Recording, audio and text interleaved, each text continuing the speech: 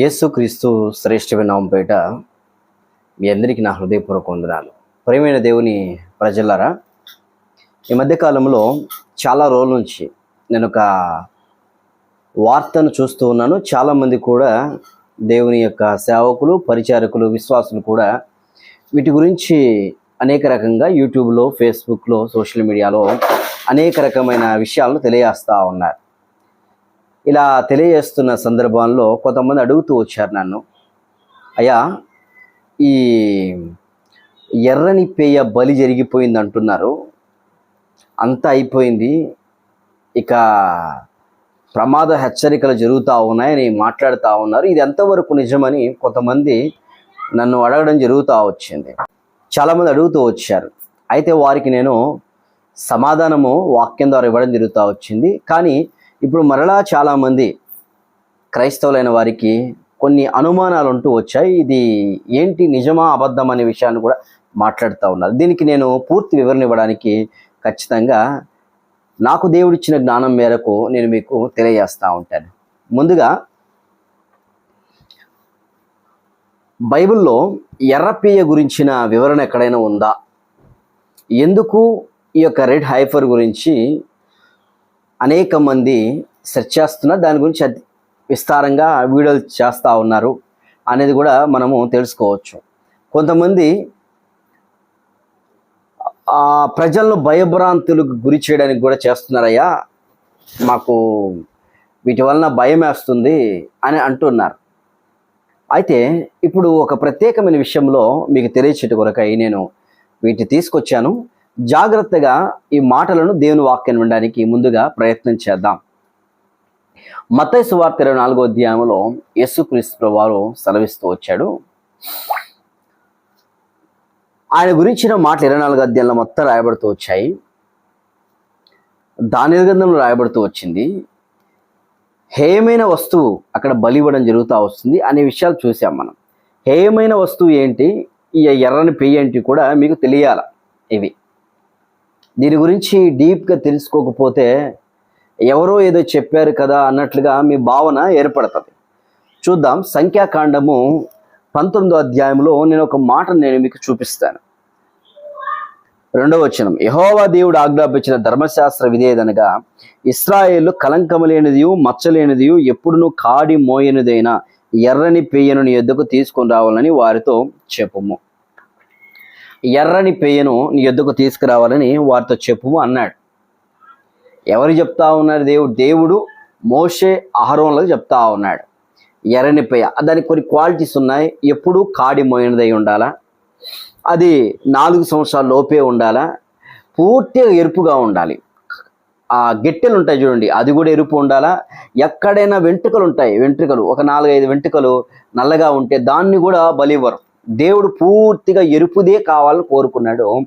ఆ ఎర్రని దాన్ని బలిగా ఆ దినాల్లో ఇవ్వడం జరుగుతూ వచ్చింది. బలిగా ఇచ్చిన తర్వాత దాన్ని వెలుపట బలి ఇచ్చేసి శుద్ధ జలమును తయారు చేస్తారు. దాన్ని శుద్ధ జలం చూపిస్తాం మీకు. అది కూడా సంఖ్యాకాండము 21వ అధ్యాయం 19వ అధ్యాయంలో యాజకుడైన ఎలియాజరు దాని రక్తంలో కొంచెం వేరుతో తీసి ప్రత్యక్ష గుడారం ఎదుట ఆ రక్తంలో కొంచెం 7 మార్లు ప్రోక్షింపవలను. అతని కన్నుల ఎదుట ఒక పెయ్యను దహింపవలను. దాని చర్మము, మాంసము, రక్తమును, పేడయు దహింపవలను. మరియు ఆ యాజకుడు దేవదారు కర్రను, హిస్సోపు రక్తపురుగులను తీసుకుని ఆ పెయ్యను కాల్చున అగ్నిలో వాటి వేయలను. అప్పుడు ఆ యాజకుడు తన బట్టలు ఉదుకొని నీళ్లతో శరీర స్నానం చేసిన తర్వాత పాలెంలో ప్రవేశించి సాయంకాలం వరకు అపవిత్రుడును. దాన్ని దహించిన వాడు నీళ్లతో తన బట్టలు ఉదుకొని నీళ్లతో శిరస్నానం చేసి సాయంకాలం వరకు అపవిత్రుడై ఉండును. మరియు పవిత్రుడైన ఒకడు ఆ పెయ్యి యొక్క భస్మమును పోగు చేసి పాలెం వెలుపలను పవిత్ర స్థలమందు ఉంచవలను. పాప పరిహార జలముగా ఇశ్రాయేలు సమాజముకు దాన్ని భద్రించవలను. అది పాప పరిహారార్థ బలి, అతి పరిశుద్ధమైన బలి, పాప పరిహారార్థ బలి. అనేకమైన బలులు బైబిల్లో ఉన్నాయి. ఆ బలు గురించి మనం మరలా మాట్లాడుకుందాం. పాప పరిహారార్థన బలి అంటారు. పాపమును గురించిన బలిని ఆ దినాల్లో వారికి ఆ శుద్ధ జలమును మందిరంలో చల్లడం, మనుషుల మీద చల్లడం జరుగుతూ వచ్చి దాని ద్వారా పాపం పోద్ది అనే రీతిగా వారు నడవట కొరకై దేవుడు ఆ ఎర్రని పెయ్యను బలియమని చెప్పాడు. ఇప్పుడు ఈ దినాల్లో ఎర్రని పెయ్య కొరకు చాలా ప్రయత్నాలు జరుగుతూ వచ్చినాయి. చాలా 2000 సంవత్సరాల నుంచి వారి ప్రయత్నం జరుగుతూ ఉంది ఎర్రని పెయ్య గురించి. వారు చేసిన దోషం, వారు చేసిన పాపం వలన యేసుక్రీస్తు ప్రభువారిని చంపి ఆ రక్తాన్ని మా మీద, మా పిల్లల మీద అన్నారు. వాళ్ళ శాపం వలన వారు వెళ్ళిపోయినారు. 1946-47 మధ్యలో ఆ ప్రాంతానికి వచ్చారు. వచ్చి అక్కడ ఏలుబాటు చేయడానికి యెషయా ప్రవచన నెరవేర్పు జరుగుతూ వచ్చింది. బాగుంది ఇక్కడ. అయితే ఇక్కడ జరగబోతున్న సంఘటన ఏంటంటే, టెక్సాస్ రాష్ట్రంలో ఒక పశువుల కాపరి ఒక ఆయన ఉన్నాడు.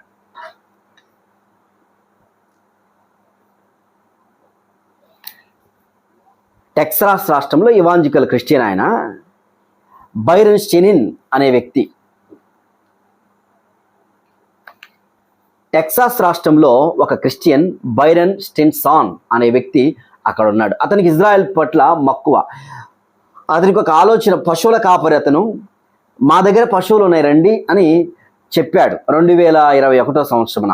చెబితే ఇజ్రాయెల్ దేశంలో రబ్బీలు కొంతమంది విమానంలో వెళ్ళి ఆ టెక్సాస్ రాష్ట్రానికి వెళ్ళి అమెరికాకు అక్కడ చూస్తే 5 రెడ్ హైవర్స్ దొరికాయి. ఎర్రని పేర్లు చూశారు, దొరికాయి. దొరికిన తర్వాత వాటిని తీసుకొని వచ్చారు. వచ్చి వాటిని బలిర్పించాలని చూస్తూ ఉన్నారు. ఒక్కొక్కటి పరీక్షిస్తూ ఉన్నారు. అవి పెద్ద కావాలా, చిన్నగా ఉన్నవి అవి ఆ 4 సంవత్సరాల లోపు రావాలని ప్లాన్తో ఏర్పాటు చేస్తూ వచ్చారు. వారు ముందుగా చెప్పారు 2025లో మేము బలిర్పిస్తామని మాట్లాడుతూ వచ్చారు. వాళ్ళు 2021లోనే చెప్పారు 2025లో మేము బలిర్పిస్తాము, అవి కాదా చూసి ఇంకా కొన్ని కావాల్సి వచ్చినవి అవి చూడాలా, పాత్రలు ఉన్నాయి, బల్లాలు ఉన్నాయి, అన్నీ ఉన్నాయి, మా దగ్గర చేస్తాం అన్న రీతిగా మాట్లాడుతూ వచ్చారు. దీనికి రాబర్ట్ కింగ్స్టన్ అనే ఆర్కియాలజికల్ సైంటిస్ట్ రబ్బీ కూడా ఆ ప్రాంతంలో ఉన్న వ్యక్తి వాళ్ళకు సపోర్ట్గా మాట్లాడుతూ దీని గురించి మాట్లాడడం జరిగింది. మొన్న దినాన జూన్ 1వ తారీఖు దీని గురించి చాలామంది మాట్లాడుతూ వచ్చారు. జూన్ 1వ తారీఖున ఎర్రావుని బలి చేశారు అని మాట్లాడుతూ వచ్చారు. ఎర్రావును బలిస్తే ఏం జరుగుతుంది? క్రీస్తు రావాలని ఆలోచన క్రైస్తవులకు ఉంటుంది. ముస్లింలో కూడా ఈ ఎర్రావు గురించిన ప్రస్తావన ఖురాన్లో రాయబడుతూ వచ్చింది. తోరాలో కూడా దీని గురించి రాయబడుతూ వచ్చింది, ఎర్రావు గురించి, ఎర్ర పెయ్యల గురించి. సరే, అయితే జూన్ 1వ తారీఖున వీరు అర్పించింది నిజమైనదా కాదా అనేది మనం మాట్లాడుకోవాలని దీని గురించి మాట్లాడుతూ ఉన్నాను. అయితే ఈ ఎర్రావును ఎవరు అర్పించారు, ఎక్కడ అర్పించారు అని అంటే, వెలుపల ఎర్రావును ఏదో ఒక తెలియని వాళ్ళు అర్పించింది ఎర్రగా ఉన్న ఆవును పూర్తిగా పూర్తి ఎరుపుగా ఎక్కడ కల్మషం లేకుండా ఉండే ఆవును వారు కాదు అర్పించింది. వారు తీసుకొచ్చారు చూడండి, ఆ ఆవులలో ఒక దాన్నంట వారు చూద్దాం, పరీక్షిద్దామని అర్పించారని అక్కడ ఉన్న వ్యక్తులు చెబుతున్నారు. కానీ ఈ ఆర్కియలాజికల్ ఎవిడెన్స్గా టెంపుల్ మౌంట్ ఇన్స్టిట్యూట్ అని ఒకటి ఉంటుంది. ఆ టెంపుల్ మౌంట్ ఇన్స్టిట్యూట్ వాళ్ళు కూడా నిజంగా నిర్ధారణ చేయలేకపోయారంట. చేశారా లేదా అనే భావన కూడా కలగలేని స్థితి. ఇది రహస్యంగా అర్పించామని కొంతమంది అంటున్నారు, కొంతమంది అర్పించలేదు అంటున్నారు. ఒకవేళ అర్పిస్తే ఏం జరుగుతుంది, అర్పించకపోతే ఏం జరుగుతుంది అనేది కూడా మనం విందాం. దీనివల్ల ఏమైనా ప్రయోజనం ఉందా, దీనివల్ల ఏమైనా ప్రమాదం ఉందా? చాలా మంది దీనివల్ల ప్రమాదం ఉంది, అయిపోయింది, క్లోజ్ అయిపోయింది అని మాట్లాడుతూ ఉన్న పరిస్థితులు ఉన్నాయని చాలా మంది అనుకుంటుంటూ నాకు తెలియజేస్తూ వచ్చే విషయాలు జ్ఞాపకం చేసుకుందాం. ఎర్రని పేయకు క్రైస్తవులకు సంబంధం ఏమైనా ఉందా? ఎర్రని పేయను అర్పించాలన్న వారు ఎర్రని పేయను అర్పించాల్సిన అవసరం లేదు. దేవుడు యెహెజ్కేలు గ్రంథంలో ముందే మాట్లాడుతూ వచ్చాడు, మీ మీద శుద్ధ జలమును నేను చల్లెదును అని చెప్పారు ఆయన. ఆ శుద్ధ జలమును వాళ్ళు ఏమంటారు? యేసుక్రీస్తు రక్తము ద్వారా పాపక్షమాపణ కాదు, మాకు ఎర్రని పెయ్య ద్వారానే మాకు పాపక్షమాపణ. ఇప్పటికీ ఆ మూఢభక్తితో, ఆ మూఢనమ్మకంతో ఉన్నారు వాళ్ళు. ఆ ఎర్రని పేయను తీసుకొని దాన్ని బలిర్పించాలి ఆలోచన. వాళ్ళేంటి, ఎర్రని పేయను బలిర్పించడం అంటే టెంపుల్ మౌంట్ ఉంది, టెంపుల్ మౌంట్ అక్కడ ముస్లిమ్స్ ఆల్ అక్సా మసీద్ ఉంది కదా, దాంట్లోకి వెళ్ళిపోవాలి వాళ్ళు. అర్పించినప్పుడు వాళ్ళు వెళ్ళిపోయి అక్కడ చేయాల్సిన ప్రక్రియలు అన్నీ చేయాలా. యాజకుడు కూడా ఎలా ఉండాలంటే, ఎప్పుడు ఏ యొక్క సమాధిని ముట్టని వాడు ఉండాలా వాళ్ళల్లో. ఆ తర్వాత ఎప్పుడు శ్మశాన వేటకు వెళ్ళని వాడికి ఉండాలి. అలాంటి వ్యక్తిత్వం కలిగిన వాడే అక్కడ ఉండాలని చెప్పడం జరుగుతూ వచ్చింది. అయితే మరి ఇప్పుడు చేసిన అది నిజమైనది అంటే అది నిజమైనది కాదు, అది అబద్ధమైనది. చాలా మంది అయిపోయిందని మాట్లాడుతూ ఉన్నారు.